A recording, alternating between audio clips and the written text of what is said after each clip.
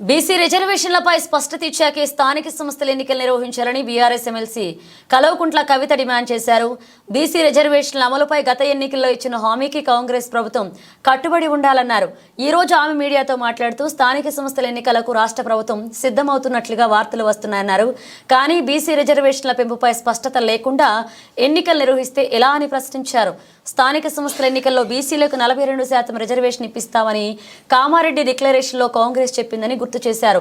బీసీల జనాభా ఎంతో తెలియకుండానే హామీ ఎలా ఇచ్చారంటూ నిలదీశారు.